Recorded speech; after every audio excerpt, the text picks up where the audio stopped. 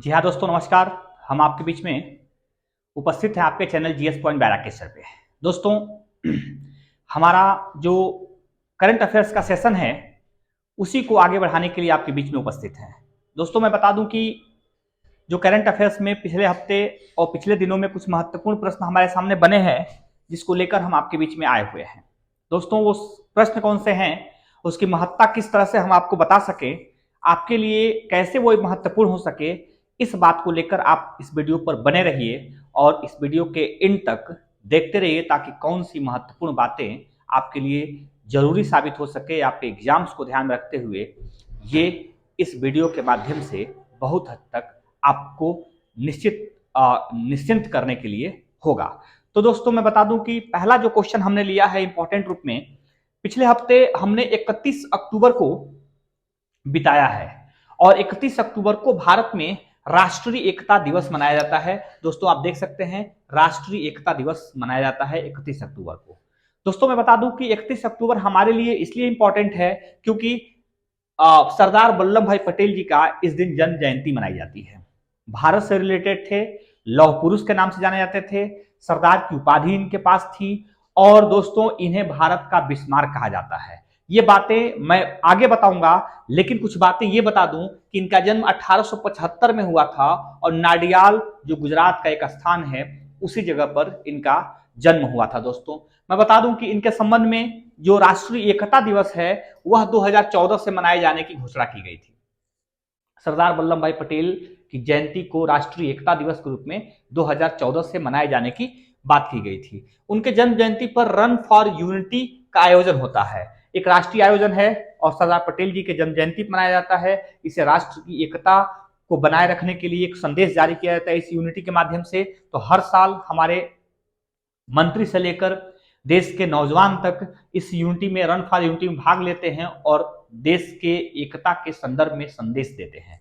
दोस्तों, राष्ट्रीय एकता और अखंडता में योगदान इनका अहम है, इसी पर मैं चर्चा कर रहा था और इसी पर मैं बता रहा था कि स्वतंत्रता से पूर्व इन्होंने देश की आजादी की लड़ाई लड़ी, स्वतंत्रता के समय, स्वतंत्र होने के बाद इन्होंने देश की एकता को बनाए रखने की लड़ाई लड़ी और स्वतंत्रता के और बाद यह मंत्री बनकर भारत के पहले गृह मंत्री और पहले उप प्रधानमंत्री बनने का गौरव इनके नाम से जुड़ गया।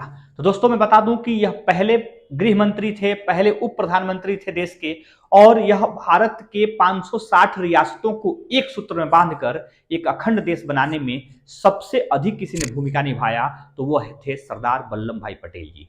इनको भारत का बिस्मार्क इसलिए कहा जाता है क्योंकि इन्होंने भारत की एकता को बनाने में सबसे अधिक महत्वपूर्ण भूमिका निभाई थी। जैसा कि आपको मालूम होगा, बिस्मार्क दुनिया में जर्मनी की एकता को बनाने में महत्वपूर्ण भूमिका निभाया था, उसी तरह से सरदार वल्लभ भाई पटेल भारत की एकता को बनाने में महत्वपूर्ण भूमिका निभाए थे। दोस्तों, ये सरदार वल्लभ भाई पटेल से राष्ट्रीय एकता के संबंध में हम लोग जो दिवस मनाते हैं हर साल, वो 31 अक्टूबर को मनाते हैं, ये भी आपको याद रखना होगा। नेक्स्ट देखते हैं दूसरा, ग्लोबल टीबी रिपोर्ट 2022। टीबी एक बीमारी है, क्षय रोग है और इस रोग का प्रसार तेज गति से बढ़ रहा है।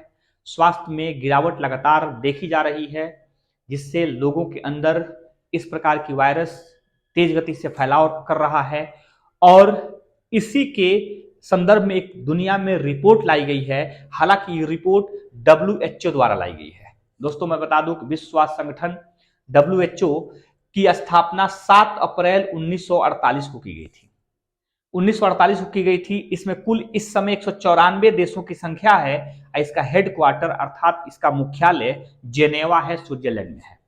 तो यह दुनिया भर के स्वास्थ्य को बनाए रखने के लिए, दुनिया भर में स्वास्थ्य के लिए अलग अलग प्रकार के अभियान और जागरूकता फैलाने के लिए यह संस्थान संयुक्त राष्ट्र संघ के अंडर में काम करता है और इसके महासचिव इस समय है टेड्रोस घेब्रेयेसस करके हैं ये। तो यह इस समय इसके महासचिव हैं और ये इथोपिया के रहने वाले हैं। मैं बता दूं कि ये इथोपिया के रहने वाले हैं और पूरे अफ्रीकी मूल के पहले जीवाणु वैज्ञानिक हैं। यह इथोपिया के विदेश मंत्री भी रह चुके हैं और स्वास्थ्य मंत्री भी रह चुके हैं। यह लगातार अपने कार्यों को लेकर चर्चा में बने रहते हैं और इनके ऊपर भी कई बार जानलेवा हमले का एक तरह से अंदेशा रहा है, हमेशा इनको धमकियां मिलती रही हैं। हालांकि इनकी अपनी कार्य करने की शैली अलग है। इन पर ही कई बार क्वेश्चन पूछा गया है कि WHO का महानिदेशक कौन है? ट्रेडोस ट्रेड्रोस ध्रेवेयसस। ये थोड़ा सा अटपटा सा नाम है, आप जरूर से याद कर लीजिएगा इस नाम को। ये नाम काफी चर्चा में रहा है दोस्तों। भारत में 28% मामले टीबी के पाए गए हैं। ये भारत में जो मामले हैं ये विश्व लेवल के मामले हैं। जितने भी दुनिया में टीबी पाए गए हैं, टीबी के मरीज पाए गए हैं, उसमें से 28% मरीज भारत में हैं। और भारत दुनिया के उन 8 टॉप देशों में शामिल है जहां पे टीबी के 2/3 मरीज पाए गए हैं दोस्तों। तो यानी भारत एक टीबी का एक बहुत बड़ा देश है, जहां टीबी नामक एक बीमारी भारत को जकड़ी हुई है। हालांकि हमारे देश में 2030 तक टीबी मुक्त देश बनाने का फैसला भी किया गया है।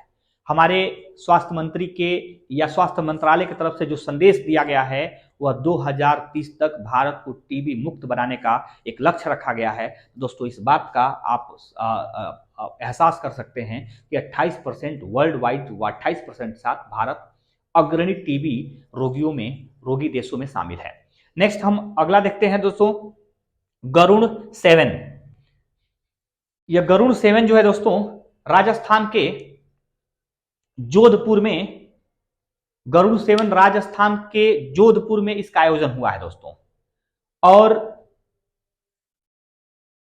गरुड़ 7 का आयोजन राजस्थान के जोधपुर में हुआ है। मैं देख लूं कि वायुसेना का यह आयोजन है, मतलब यह वायुसेना की तरफ से आयोजित किया जाता है। गरुड़ नाम से आप समझ सकते हैं वायुसेना से रिलेटेड रहा है और यह द्विवार्षिक कार्यक्रम है। और यह एक युद्धाभ्यास जैसी कार्यक्रम है जिसका भारत और फ्रांस ने मिलकर इस कार्यक्रम को आयोजित किया है। फिलहाल ये कार्यक्रम इस साल भारत में हुआ है, भारत के जोधपुर में हुआ है, जोधपुर के सन सिटी में हुआ है। जोधपुर को सन सिटी कहते हैं और यह जो है कि राजस्थान का शहर है दोस्तों, भारत और फ्रांस में हुआ। अर्थात अगला जो दूसरा वर्ष होगा वो फ्रांस में होगा, मतलब एक साल ये फ्रांस में तो कभी ये भारत में, इस तरह का आयोजन होता है। गरुड़ जो है 7 वह वायुसेना का अभ्यास है और भारत में राफेल जो वायुसेना के लिए सबसे बेहतरीन विमान खरीदी गई है, फाइटर विमान खरीदी गई है, वो भी फ्रांस से खरीदी गई है। तो इससे भी आप संदेश और इससे आप एक तरह से वो अंदेशा लगा सकते हैं कि गरुड़ जो अभ्यास है अगर वायुसेना का है तो वायुसेना के साथ ट्रेनिंग फ्रांस और भारत के बीच में लिया गया है। इस बात को आप चिन्हित करेंगे। नेक्स्ट हम देखते हैं दोस्तों सरस फूड फेस्टिवल। सरस फूड फेस्टिवल 2022 यह भी एक कार्यक्रम हुआ है, नजदीकी दिनों में संपन्न हुआ है और यह नई दिल्ली में संपन्न हुआ है दोस्तों।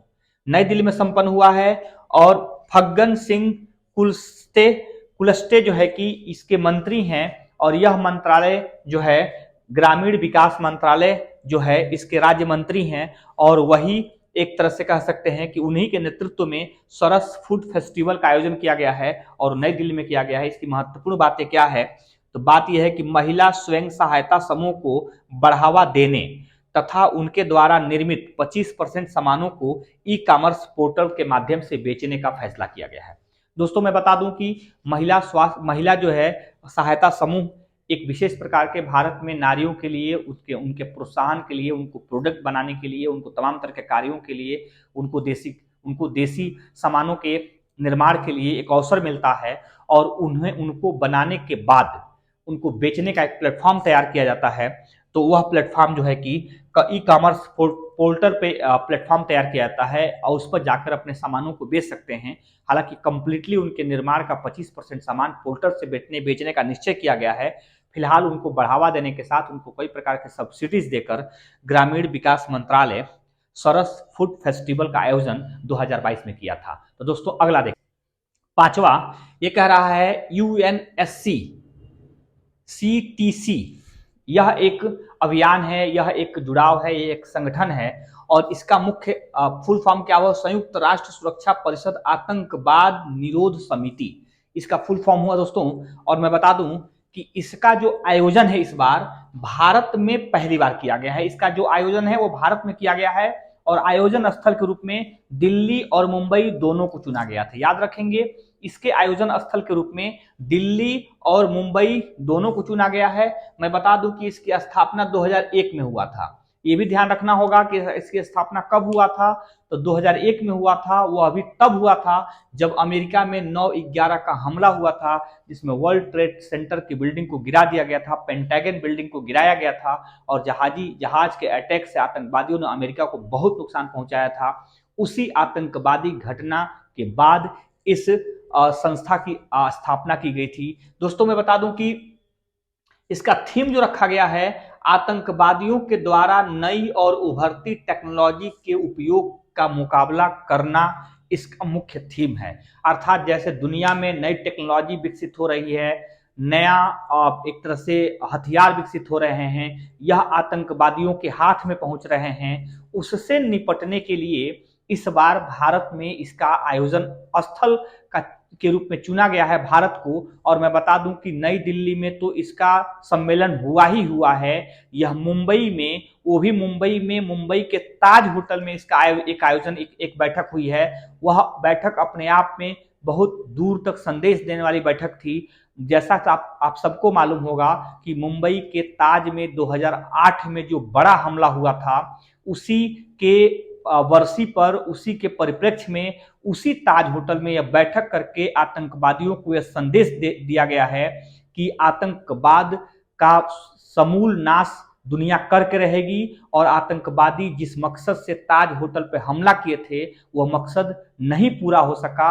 आज भी ताजमहल अपने जो है कि रौनक के साथ, अपने जो है कि वैभव के साथ बना हुआ है, लेकिन आतंकवादी जो ताज होटल पे हमला किए थे उनका नाश हो चुका है या उनकी अंतिम स्थिति हो चुकी है। तो हम कह सकते हैं आपको कि कहीं ना कहीं दोस्तों यह संदेश ताज होटल में देने के लिए ही स्पेशली यह बैठक की गई थी। इसलिए आपको याद रखना होगा कि दिल्ली में भी इसकी बैठक हुई है और मुंबई में भी इसकी बैठक हुई है। यह एक आतंकवाद संयुक्त राष्ट्र सुरक्षा परिषद के अंतर्गत आतंकवाद निरोध समिति है, जो दुनिया भर के देशों में जाकर यह बैठक करती है और आतंकवादी चुनौतियों से निपटने के लिए कोई जो है कि निर्णय लेती है। तो दोस्तों अगला हम देखते हैं सुल्तान जौहर हॉकी 2022।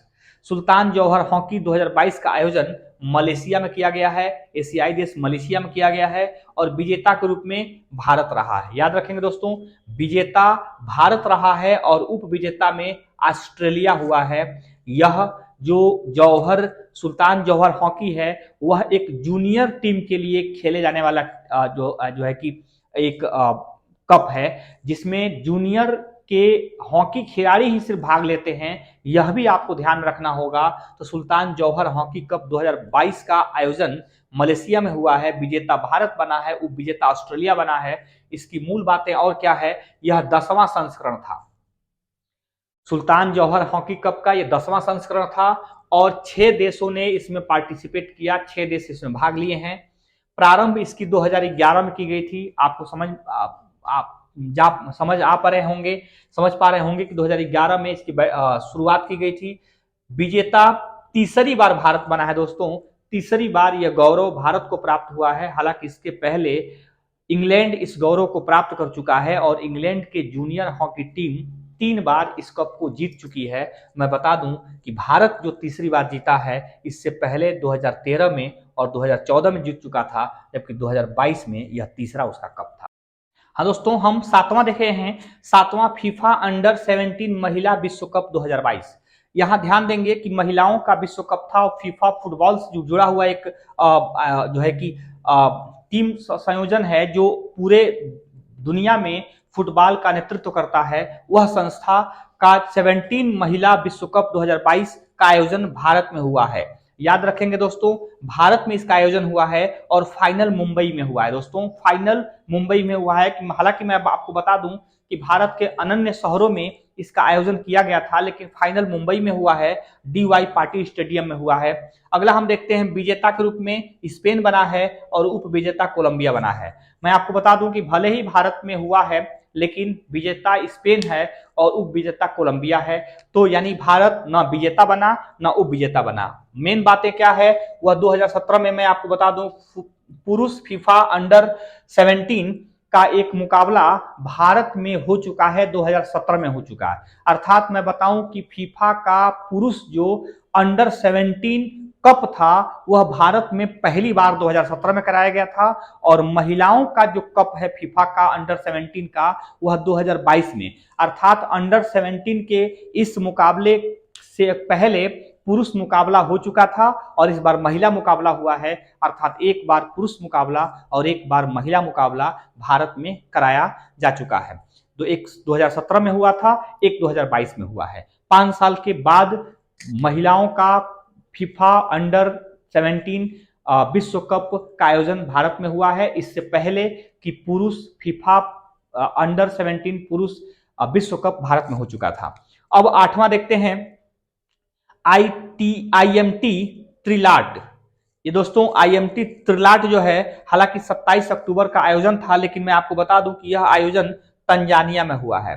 दोस्तों यह किस प्रकार का आयोजन था, इसमें देख सकते हैं कि भारत का पोत, हालांकि इस आयोजन में भारत का पोत INS तरकस ने भाग लिया। दोस्तों ये INS तरकस एक पोत है जो भारत के नौसेना द्वारा उपयोग में लाया जाता है, भारतीय सामुद्रिक सुरक्षा के उपयोग में लाया जाता है। INS तरकस वह इसमें भाग लिया है। इसकी मूल बात क्या है, यह इसमें 3 देश, I से इंडिया, M से मोजाम्बिक और T से तंजानिया, ये 3 देश यहाँ लिखा हुआ है। इन तीनों देशों ने इसमें भाग लिया है और इसमें इससे बड़ी बात क्या है कि यह पहली बार नौसेना अभ्यास था यह तीनों देशों के बीच में, और यह हिंद महासागर में आयोजित किया गया था। दोस्तों आप समझ सकते हैं कि अफ्रीकी देश मोजाम्बिक, तंजानिया इत्यादि भारत के साथ मिलकर नौसेना का अभ्यास किए हैं, और यह पहली बार इन तीनों देशों के बीच में नौसेना सैनिक अभ्यास था और हिंद महासागर में इसका आयोजन किया गया है। मैं बता दूं कि यह आयोजन मुख्य रूप से इन तीनों देशों के बीच में आपसी सुरक्षा की भावना को बढ़ाए रखने के लिए और समुद्री सीमाओं की रक्षा करने के लिए, एकजुटता को बनाए रखने के लिए, एक साथ मिलकर इन सामुद्रिक चुनौतियों से निपटने के लिए इस कार्यक्रम का आयोजन किया गया है, इस युद्धाभ्यास का आयोजन किया गया है। यह मूल बात यह है कि यह हिंद महासागर में हुआ है, भारत इसमें संबंधित रहा है और भारत का INS तरकस इसमें भाग लेने वाला एक पोत रहा है। दोस्तों ये आपके करंट अफेयर से रिलेटेड महत्वपूर्ण क्वेश्चन थे। आगे क्वेश्चन इसी प्रकार से कंटिन्यू रहेंगे। दोस्तों आप इस वीडियो को देखें और जो भी आपको समस्याएं किसी प्रकार से हो रही है आप कमेंट करके हमें बताएं। लाइक करें दोस्तों कि आपको यह वीडियो कैसा लगा। आपको वीडियो देखने के लिए बहुत बहुत धन्यवाद। Thank you.